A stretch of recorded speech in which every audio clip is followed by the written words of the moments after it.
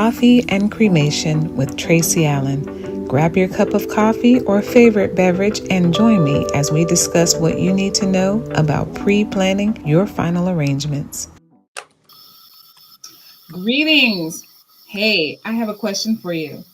Have you ever had to deal with someone's death on your own, planning funerals or cremation, all of that stuff? And if you haven't, have you ever heard the stories of what it took for someone to get those things taken care of? Sometimes things kind of go smoothly and sometimes they don't.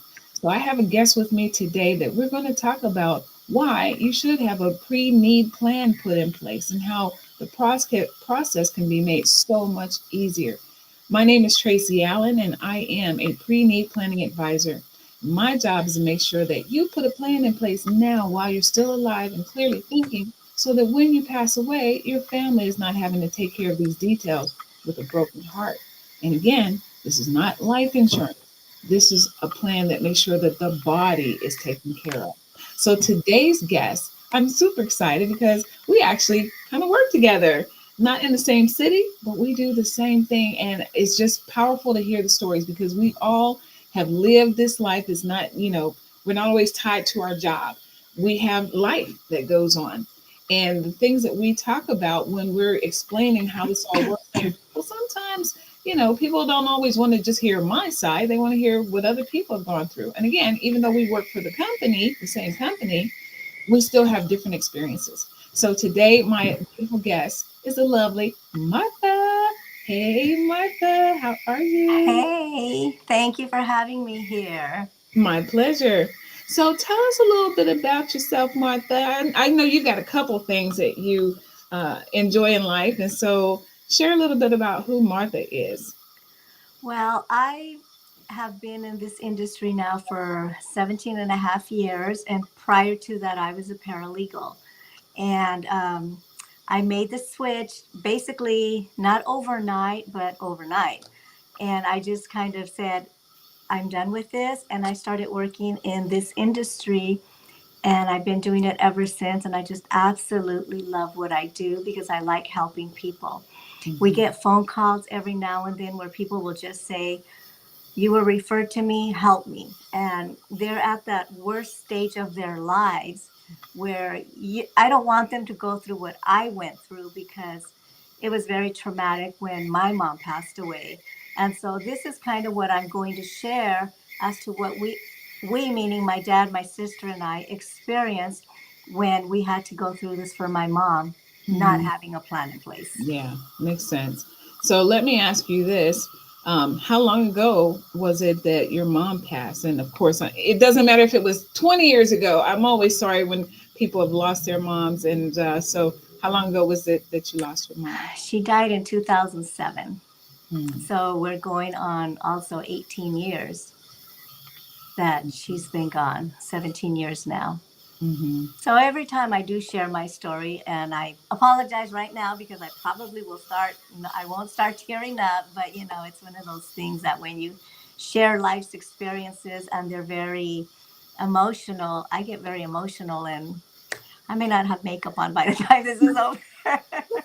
It's all good. You're beautiful either way. So, Thank you. well, before we dive into mom and stuff, I want folks to know that there's a number of cool things that you do. So, you have been on TV shows, I right? have.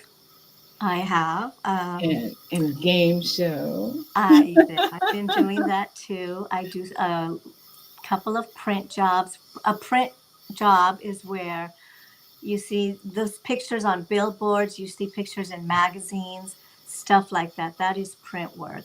So I Yeah, have done several of that. yeah, That's cool. my, I think that's my goal in life to someday be this old lady model. Well, beautiful, not old, beautiful model. So shoot, it doesn't matter. But I just like for people to know a little bit about folks, and so we do the work that we do, but we also have creative outlets and stuff, and so I want you to now dive into your mom. When did you like? Was it a situation where you knew that she was about to go soon, or was this something where it was sudden? It was sort of sudden, but we knew. My mother was diagnosed with cancer probably in May of 2007. And they just basically told her, Mrs. Franco, you have cancer, get your affairs in order. I mean, it was that cold. Mm-hmm. So, my mom and I, we go home, we tell dad and we tell my sister, and we're all devastated. So after 8 weeks, May, June, July, my mom died. And during that process, I kept telling my dad, Dad, we need to make arrangements. And all he would say is, leave me alone. When she dies, we'll take care of this. I go, but I don't even think it was a when thing when she dies. It was more as an if she dies, because Mm-hmm. we were hopeful she was going to be a miracle and she wasn't going to die. But, God has other plans. Mm-hmm. So I kept telling my dad, Dad, we need to make arrangements. And that's all he would say, if she dies. Finally, I just said, look, Dad, it's not an if, it's a when. We are on countdown here. And so finally, we went to Mexico for alternative treatment. Mom was great. She was at this clinic. I mean, yay, she's getting better. And the doctor there says, I have a reputation of people getting well here, not dying in my clinic. You need to take your mother home.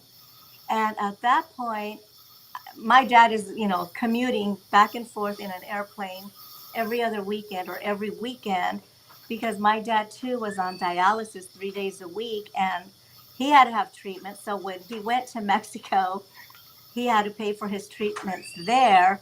And, it was a big thing. But, anyways, when we finally got my mom home, she died 4 days later. Mm-hmm. And it was sudden. I mean, we didn't expect it to happen that fast. But what did happen was when she did die, um, my dad just let hospice know that she had died. And they're like, do you need time with her? Well, it's 1:30 in the morning. What do you do? Yes. So I call up my grandmother who lived 2 blocks away. I called up one aunt. My sister called one of my aunts, and she called everybody and made a big scene. And within about half an hour to an hour, everybody was at the house. I had told the company that was picking up my mother that we needed time with her. So by the time this was all, it's now 5:30 in the morning or 5 o'clock in the morning. I called the company. You need to pick her up now. And they're like, well, but you said you needed time. It's been 5 hours. You need to pick her up now. Now Now, let I me don't. pause you real quick here. How Mhm. did you find the company? Because, she died in hospice. Mhm. And so, how did you find the company to pick her up? Well, my dad had been looking around, and this location has been in business there for a long time. They service the community, and that's how he contacted with them, because he also had a friend. His The guy who works at this company now managed or was the president of the company, and my dad was friends with his father. So he knew the company, and we just thought things are going to go great because we know each other. And so that's how my dad communicated with the company. Okay. So when they picked up mom, the gentleman says, you may not want to watch this. Oh, I want to watch. I want to see everything you're doing with my mother. Mhm. So anyway, so they get her in, take her away. And then my dad and I have to now go to the funeral home to make arrangements. And I looked at my dad and I'm like, why are we here? Mom wanted to be cremated. Why are we here? All my dad would say is, leave me alone. And he was very emotional, very distraught. And I mean, they were married for 48 years. Okay, so he says, leave me alone. So, anyways, we're out looking around, and my dad decides we'll cremate her and then we'll have her inurned, we'll have her buried, her remains. So, as we're looking for a spot for my mom, We go to this one location, it dead end. There was, a fence there, and it was just this little, maybe three houses down, and that was the whole little street. And the gentleman says, and it's hilarious. I mean, now I can laugh about it, but back then he's like, "Do you folks like this?" Now his voice changed. Okay, "Do you folks like this spot? Your mother would love it." And I looked at him and I says, "Did you know my mother?" And he says, "Well, no." And I said, "Well, how do you know you'd love it? She'd love it here." And he says, "Well, look at this beautiful spot.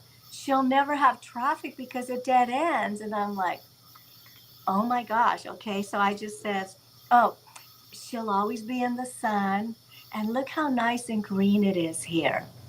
So by then I'm just like, oh my goodness, right? Right. So I kind of just looked at my dad. I looked at this man and I said, "How much is this spot?" And he goes, "Oh, this is only $50,000. Ooh. And I went, 50 or 5,000?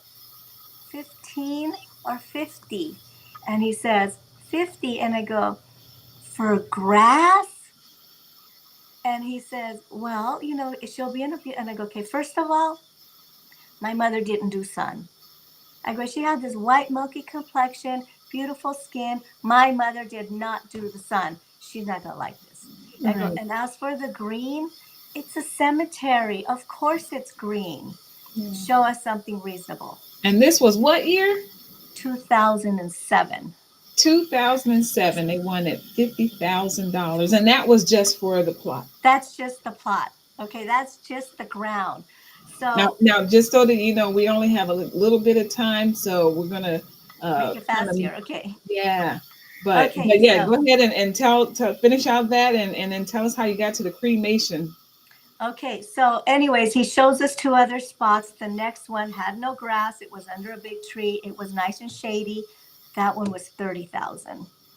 Okay, so anyways, long story short, we get the spot we're going to get, and my dad flips the switch and decides, "I'm not going to cremate her." So now we're paying for everything else regarding a burial, but it was still everything. He has to go now look for a casket.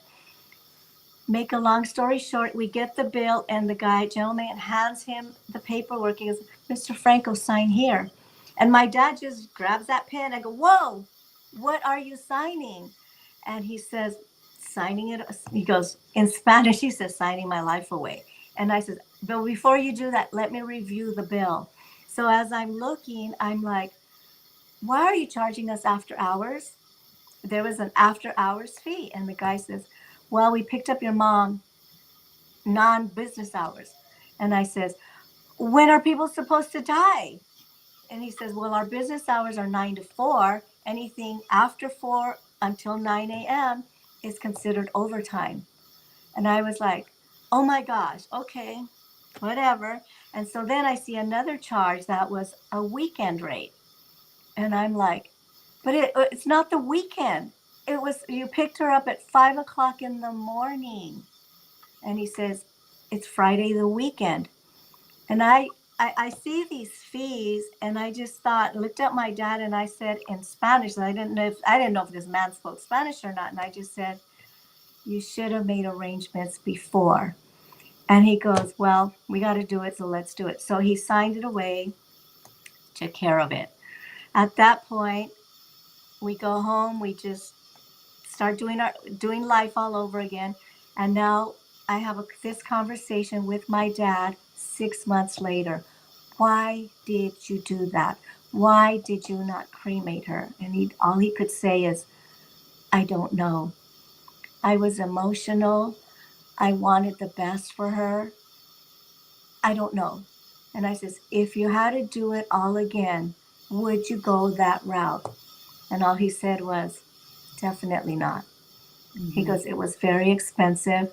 We could have done so much more with that." And I mean, he made it known that he did not want to be cremated. So it was like, "Okay, don't worry about it. We'll handle it. But make sure you make the arrangements." So my dad dies a year and a half after mom.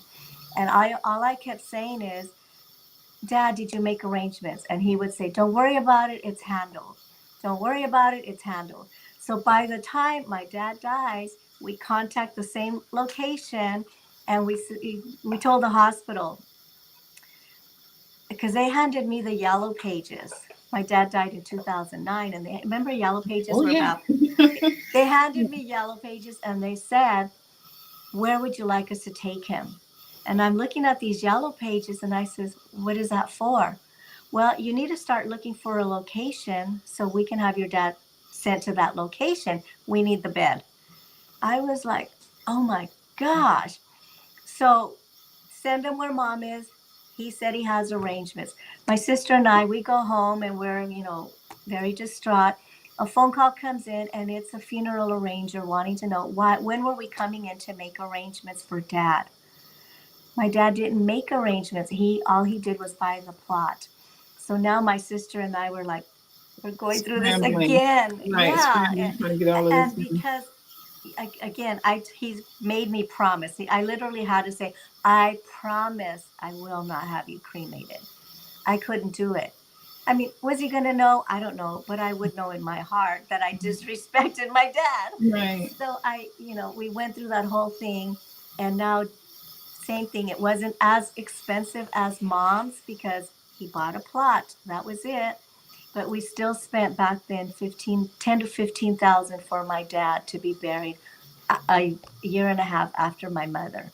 And this is where you realize when you don't have a plan in place, all these fees come into play that you're not even aware of. Never in my life did I figure out that, hey, if you don't die between 8 and 5, 9 and 4, you have overtime and after hours fees. So I always, as I guess, to just make it funny or put some laughter into what I'm doing, I always tell people, plan and time your death accordingly, because you don't want your family to have these extra fees. Right. Oh Because my that's what we have to do. We got to Yeah, plan well, it accordingly. happens in life as well. There are people that have had to be rushed to the hospital in an ambulance, and then a couple weeks later, when they get the bill and they see that, oh, this happened around 9, 10 o'clock at night. Oh, what's this fee? Oh, it's an after hours fee. So Yeah. a lot of people just kind of are unaware of charges that happen in life as well as once we pass, and so that's Yeah. why we do this, right? And here's the thing, at the time of death, when you are making arrangements, whether your bill is $5,000 or $30,000, you got to pay for it right then and there. Hmm. They don't have a payment plan at that point. It's pay it in full, figure it out, go get a loan somewhere. Hmm. So that's the bad part. Sometimes, did you guys have insurance? Any kind of life insurance? We did not, but we had access to my dad's checking account. So Okay. we were able, now here's the thing, it took a while to get to the funds because, by law, they're locked in for, I believe it's 31 days or 41 days. I don't remember now, but we couldn't touch the funds for that time period. So we just basically charged it. And when the bill came, we were able to transfer funds to pay that bill. But a Hmm. lot of people don't have that. They don't Right. have, a credit card that can accommodate certain amounts. You have limits on your credit cards, and that's what you got to look out for and be aware. You don't want to leave this burden on your family.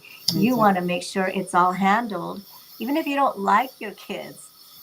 You know, don't leave this burden on them, because even if you don't like them, well, now they're even going to hate you worse Yeah. if that's where you're at.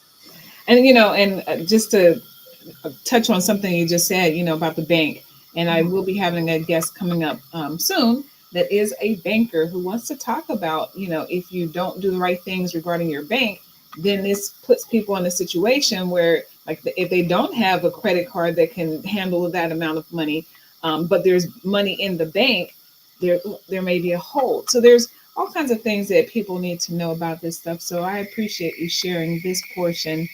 And you know what, Martha? I forgot to bring my cup over here for Oh, coffee and cremation. Shame on me. I've got one right why? behind me, but so what's in your cup? I have this tea. It's honey citrus tea. I drink this every morning, and it's really good. Bought it Nice. at, not to plug in this store, but it's at the big mass merchandise Costco. Okay. and it's a big jar. So I go, and when I first bought it, I'm like, I'll never drink that much tea. I'm Okay. going on my third jar. So yeah, Oh, it's wow. really good. Good. Well, I appreciate you coming on. I appreciate those of you that watch, that are watching live. Wonderful. Thank you. And for anyone watching later, whatever platform. I've got it on YouTube as well as Facebook. I'm still trying to get into the swing of things, you guys. Man, we had some technical issues this morning. So, but we're here because we're just going to keep moving forward. And then someday this will be much more perfect. But for right now, we're just doing it, right? We're just going to do the darn thing. Right, That's right. Martha? It worked out. It does. So, again, thank you for sharing your story. And I'm so glad to be able to work with you. I do want you to give people a shout out because I know that when people experience a death, you have cards that you send out. And so we won't talk long about it, but if people want to know about the card platform that you are connected with, how can they reach you for that? If they can leave, just either send me what is it called, a direct message to Martha Franco Martin, and that is my Facebook page. And they could leave me some information there. Hey, send me a link, and I'll send you a link, and you can read all about it and get Mhm. information there. Or they can text me at 714-273-9980, and I can send them a link there as well. Yeah, because cards make a powerful impact, especially when people are going through things. And you've been kind and, excuse me, sent me cards for my birthday and all kinds of occasions. And so it's really very cool. And I hope people will get with you and learn more about that as well. So I'm going to go ahead and close out and thank everyone for watching again. And tune in next week for whoever I have next week. I don't know who it's going to be yet, but we'll have fun, whoever it is, right? And That's learn a right. little something. So thank you guys. I'm going to close out. Martha, don't you go anywhere, but you guys take care and we'll chat the next time.